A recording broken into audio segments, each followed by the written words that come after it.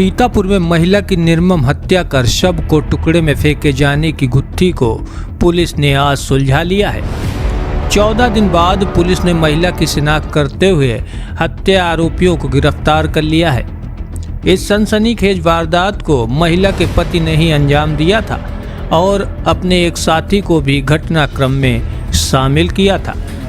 ये घटना काफ़ी चैलेंजिंग थी पुलिस के लिए, क्योंकि सबसे पहली बड़ी बात इसमें ये थी कि महिला की पहचान होना संभव नहीं था उस समय पे, और उसमें जो मौके पे साक्ष्य मिले थे या जो शरीर के अंग मिले थे उन सबको प्रॉपरली हम लोगों ने कुछ वैज्ञानिक तरीकों का मदद लेते हुए उसका फेस रिकन्स्ट्रक्ट किया था, और रिकन्स्ट्रक्ट करते हुए फिर उस जो चेहरा बना था उसके आधार पे आजू बाजू के जो 10 से 15 किलोमीटर के सभी गांव हैं और आजू बाजू के ज़िले भी हैं, वहाँ पर उस फ़ोटो के माध्यम से इसको आइडेंटिफाई करने का प्रयास किया।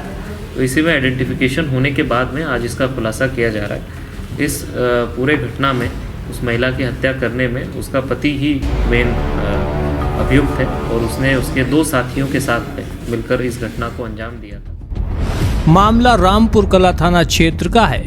यहाँ बीती 8 नवंबर की सुबह गांव के बाहर खेतों में बंद महिला के कई टुकड़े बरामद हुए थे।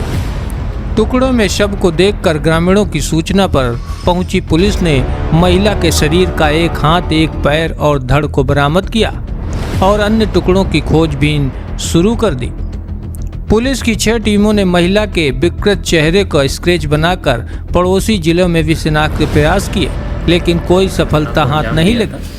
उसने इस घटना के पीछे अंजाम देने के बारे में उससे पूछताछ की तो उसके द्वारा ये बताया कि लगभग 8 से 10 सालों से उसकी पत्नी को कुछ दवाइयाँ खाने की आदत लग गई थी, और वो दवाइयाँ इलाज के बजाय वो एक नशा समझ के उसको खाती थी। उसको खाने के बाद में उसको अच्छा लगता था और वो बार बार वो दवाइयाँ खाती थी, और बिना किसी प्रिस्क्रिप्शन से वो उनके आदतन उसकी आदी हो गई थी। और ये बात उस महिला के बहनों द्वारा और बच्चों द्वारा भी बताई कि ये बात सही है, और उस दवाई को लेने के लिए या उसके लिए वो कई बार उसको खाने के बाद में 8-8, 10-10 दिन घर से निकल जाती थी, किसी के साथ में रहती थी। इस बात को लेकर के पति को आपत्ति रहती थी और उसी बात को लेकर के उनमें अनबन झगड़ा होता रहता था। तो इसी के क्रम में कुछ दिनों पहले ये महिला घर से निकली थी, और उसी के जो पति है उसके दोस्त के एक लड़की के यहाँ पे वो जा कर के रह रही थी।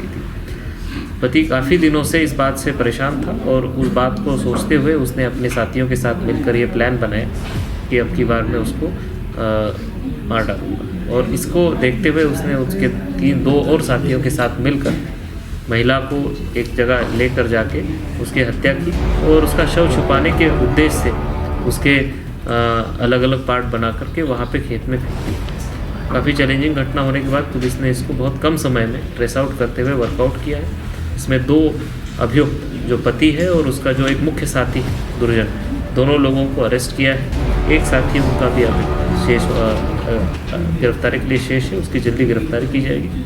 इस घटना के संबंध में जो आला कत्ल है और घटना के क्रम में जो कपड़े हैं या अन्य चीज़ें हैं जो सबूत के रूप में न्यायालय में प्रस्तुत की जा सकती है, उन सभी चीज़ों को पुलिस ने इकट्ठा किया है।